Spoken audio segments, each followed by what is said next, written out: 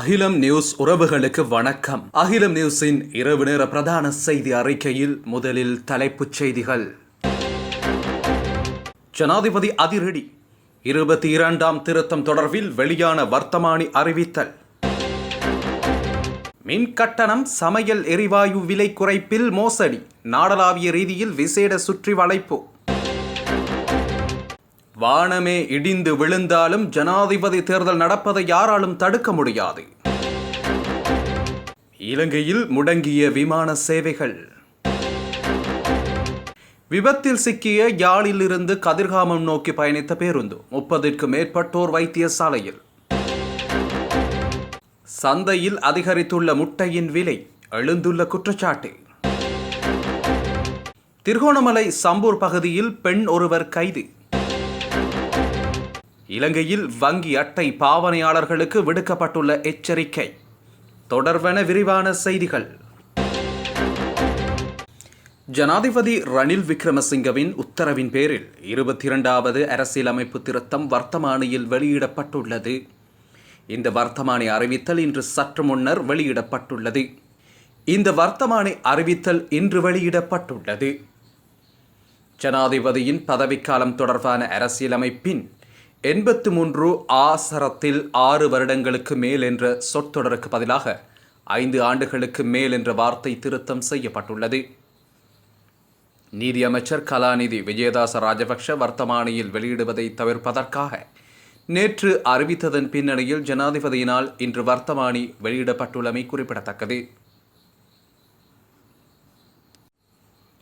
நாடளாவிய ரீதியில் மின் கட்டணம் மற்றும் சமையல் எரிவாயு போன்றவற்றின் விலைகளை குறைத்துள்ளமையானது நுகர்வோரை சென்றடைகின்றதா என்பது தொடர்பில் ஆராயும் நோக்கில் நாடளாவிய ரீதியில் விசேட சுற்றி வளைப்புகள் மேற்கொள்ளப்படுகின்றன. இதனை நுகர்வோர் விவகார அதிகார சபையின் தலைவர் TI உடுவர தெரிவித்துள்ளார். மேலும் மக்களிடமிருந்து கிடைக்கப்பெறும் முறைப்பாடுகளுக்கு அமைய இந்த தீர்மானம் மேற்கொள்ளப்பட்டுள்ளதாக அவர் குறிப்பிட்டுள்ளார்.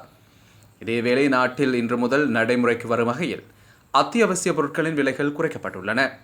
இதன்படி உளுந்து, பால்மா, கோதுமை மா, வெள்ளை பச்சை அரிசி, வெள்ளை சீனி, கீரி சம்பா ஆகியவற்றின் விலைகளே இவ்வாறு குறைக்கப்பட்டுள்ளமை குறிப்பிடத்தக்கது. இலங்கையில் வானமே இடிந்து விழுந்தாலும் செப்டம்பர் மாதம் ஜனாதிபதி தேர்தல் நடப்பதை யாராலும் தடுக்க முடியாது என தேர்தல்கள் ஆணைக்குழுவின் முன்னாள் தலைவர் மஹிந்த தேசப்பிரிய தெரிவித்துள்ளார்.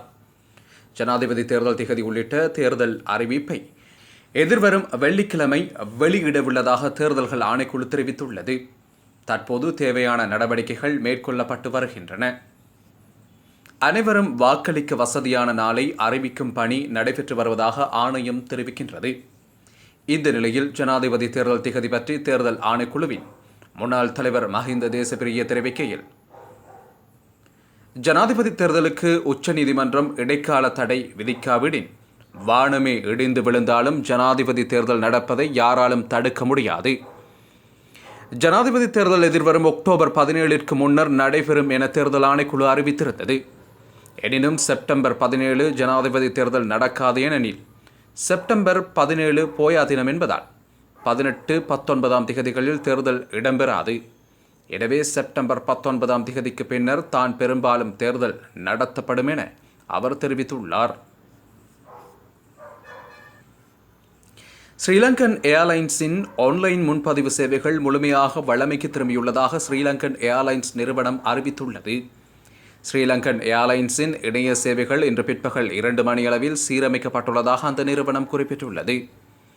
3ஆம் தரப்பு சேவை வழங்குனரின் உலகளாவிய செயலிழப்பு காரணமாக விமானத்தின் ஆன்லைன் முன்பதிவு சேவைகள் பாதிக்கப்பட்டிருந்தன.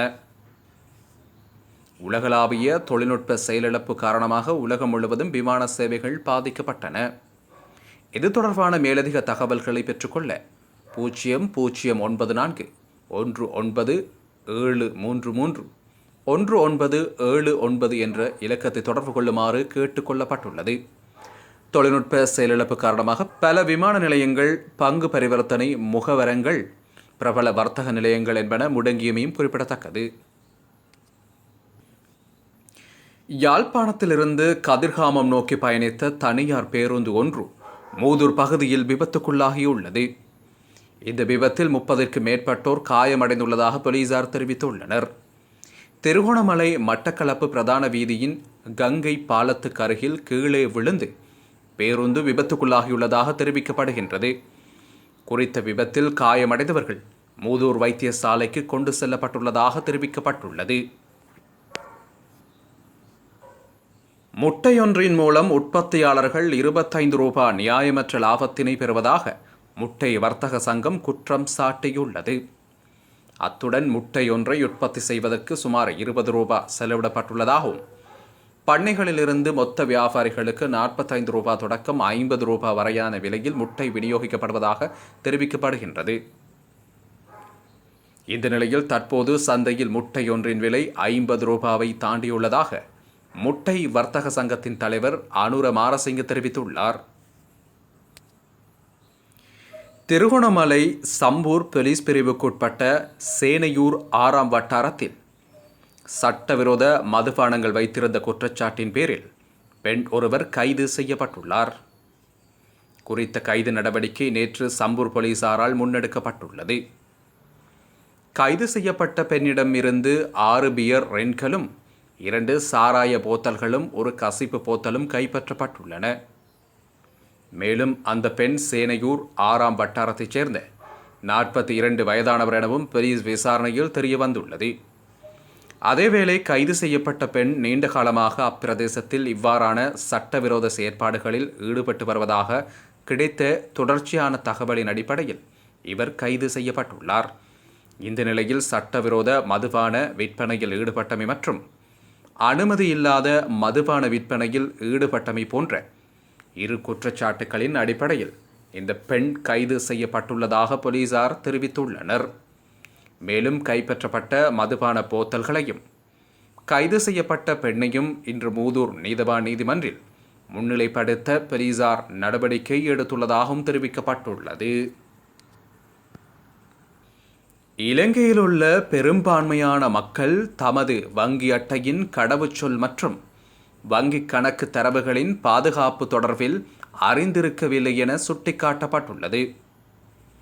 இந்த தகவலை லங்கா பே தனியார் நிறுவனத்தின் நிர்வாக இயக்குனர் சன்னடி சில்வா தெரிவித்துள்ளார். மத்திய வங்கியின் மேற்பார்வையின் கீழ் நிறுவப்பட்ட குழுவினால் மேற்கொள்ளப்பட்ட கணக்கெடுப்பிற்கமைய இந்த விடயம் தெரியவந்துள்ளது. இதன் காரணமாக மக்கள் தொடர்ந்து பல்வேறு மோசடிகளில் சிக்கி பணத்தை இழக்க நேரிடுவதாக அவர் சுட்டிக்காட்டியுள்ளார். நிதி மோசடிகளில் சிக்கியவர்களில் பெரும்பான்மையானவர்கள் தமது வங்கிக் கணக்குக்கு தகவல்களை மிக இலகுவாக வெளித்தரப்பினருக்கு வழங்கியுள்ளனர். இதன் காரணமாகவே நிதி மோசடிகள் இடம்பெறுவதாக அவர் குறிப்பிட்டுள்ளார். இவ்வாறான சம்பவங்கள் நாளாந்தம் அதிகரித்து வருகிறது. பல்வேறு டிஜிட்டல் பரிவர்த்தனைகளில் வங்கிக் கணக்கு தகவல் மற்றும் ரகசிய எண்களை கூட பரிமாறி நிதி மோசடிக்குள்ளானவர்கள் உள்ளதாகவும் லங்கா பே தனியார் நிறுவனத்தின் நிர்வாக இயக்குனர் தெரிவித்துள்ளார். இத்துடன் அகிலம் நியூஸின் இரவு நேர பிரதான செய்திகள் நிறைவுக்கு வருகின்றன. இலங்கையின் பிரதான செய்திகளை அறிந்து கொள்ள அகிலம் நியூஸுடன் இணைந்திருங்கள். நன்றி, வணக்கம்.